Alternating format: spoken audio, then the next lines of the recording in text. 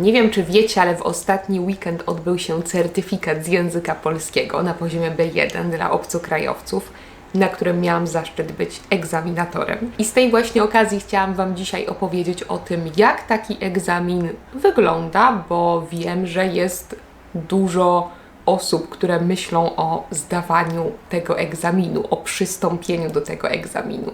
A jeśli jeszcze mnie nie znasz, to ja mam na imię Ania, jestem nauczycielką języka polskiego jako obcego, a to jest Płynnie po polsku kanał i podcast również. Dla osób, które nie wiedzą, mam też podcast dla osób, które uczą się języka polskiego.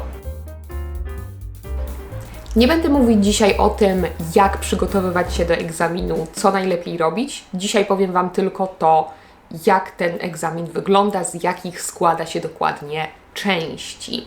Może o tym, jak się do niego przygotować, opowiem kiedyś w jakimś oddzielnym filmiku. Certyfikat z języka polskiego możecie zdawać na różnych poziomach. Ja będę dzisiaj mówić o poziomie B1, który jest jednak najbardziej popularnym egzaminem, bo to właśnie ten poziom B1 musicie mieć w praktycznie wszystkich przypadkach, jeśli chcecie mieć udokumentowaną znajomość polskiego.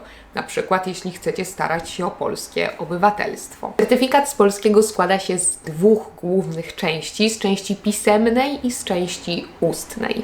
Część pisemna ma różne podczęści, to znaczy w skład tej części pisemnej wchodzą różne testy, jak rozumienie ze słuchu, rozumienie tekstów pisanych, poprawność gramatyczna i pisanie długiego tekstu.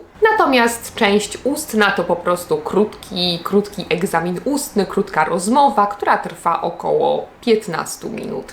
W rozumieniu ze słuchu mamy 5 zadań na poziomie B1 i ta część rozumienia ze słuchu trwa 30 minut, czyli pół godziny.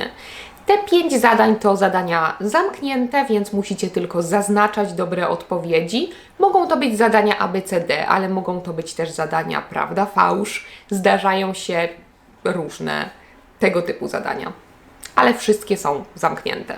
Czasem są to też zadania na przyporządkowywanie różnych elementów, na mówienie, która osoba co mówiła, ale to wszystko możecie zobaczyć sobie też dokładnie na stronie certyfikatu polskiego, gdzie macie przykładowe testy, możecie sobie je pobrać i obejrzeć, zobaczyć jak one wyglądają. W rozumieniu tekstów pisanych, czyli w czytaniu, krótko mówiąc, też jest 5 zadań, ale czas jest trochę dłuższy, bo ta część trwa 40 minut. I tutaj też są różnego rodzaju ćwiczenia, różne ćwiczenia. Są to ćwiczenia też zamknięte tylko, ale w różnej formie. Na przykład właśnie wybór odpowiedzi ABCD, czy zaznaczanie, czy dane zdanie jest prawdziwe, czy fałszywe. Przyporządkowywanie różnych elementów tekstu. To wszystko możecie znaleźć w tej części egzaminu. W skład egzaminu pisemnego wchodzi też poprawność gramatyczna. I to jest coś, co wyróżnia trochę ten polski egzamin od innych egzaminów często. Na przykład certyfikat z francuskiego nie ma takiej części i gramatyka jest sprawdzana tylko przy pisaniu, co myślę jest dosyć przyjemnym rozwiązaniem dla osób, które zdają taki egzamin. Ta część trwa 45 minut, więc znowu trochę dłużej i jest trochę więcej zadań niż wcześniej, bo 8 zadań w tej części na poziomie B1.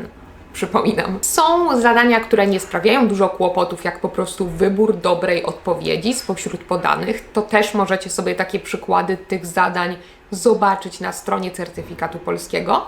Ale poza tym są też zadania, w których niestety musicie udowodnić jednak, że coś z tej gramatyki umiecie. Często zdarzają się zadania na koniugację właśnie, gdzie musicie odmienić po prostu dobrze podany czasownik, który jest podany w bezokoliczniku. Często zdarzają się też zadania na układanie pytań, gdzie musicie znaleźć jakiś dobry zaimek, albo gdzie musicie przeformułować podane zdanie, czyli zadanie na transformację zdań. Chyba nikt nie lubi takiego zadania w żadnym języku. musicie po prostu zmienić zdanie, zachowując jego sens. I to też wszystko możecie zobaczyć sobie na tej stronie certyfikatu polskiego. Bardzo Wam polecam, bo są tam przykładowe testy, więc myślę, że to bardzo ułatwia zdającym wyobrażenie sobie, jak wygląda taki egzamin. No i ta najważniejsza część, ta główna część egzaminu pisemnego, czyli pisanie.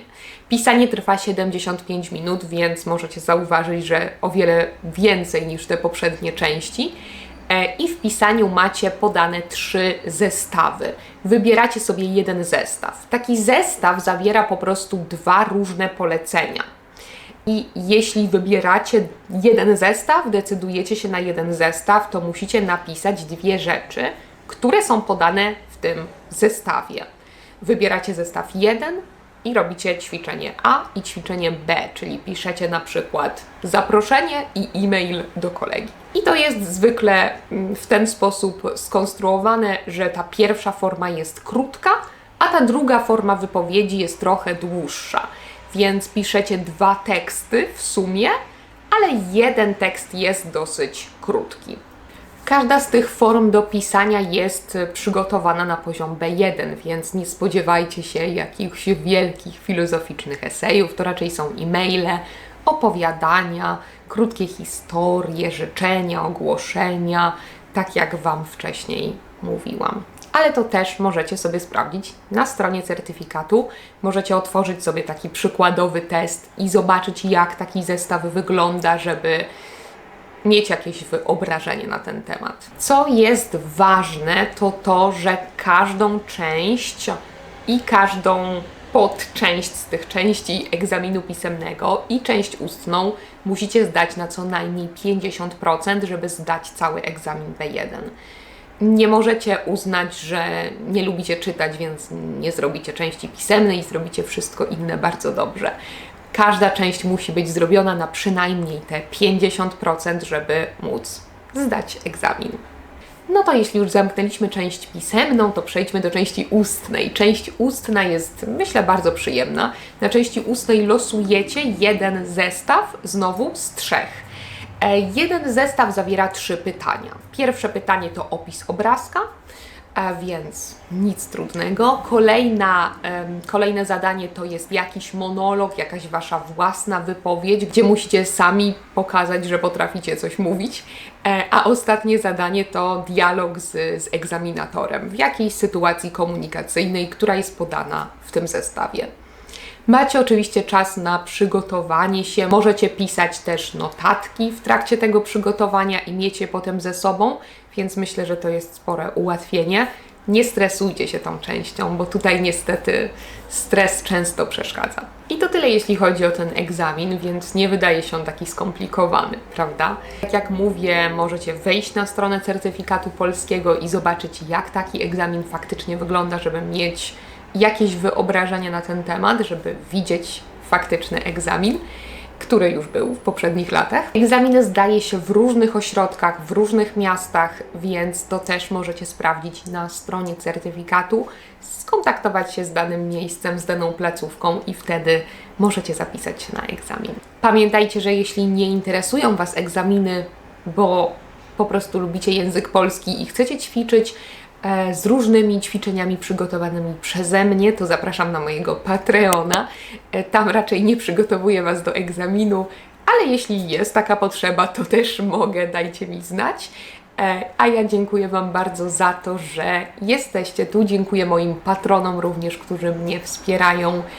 Dajcie mi koniecznie znać w komentarzach, co myślicie o certyfikatach, czy lubicie zdawać takie certyfikaty, czy to jest dla Was dobre wyzwanie, które Was motywuje, czy raczej za duży stres i wolicie tego nie robić. Czekam na Wasze opinie. I dziękuję Wam bardzo i do zobaczenia w kolejnym odcinku. Pa, pa!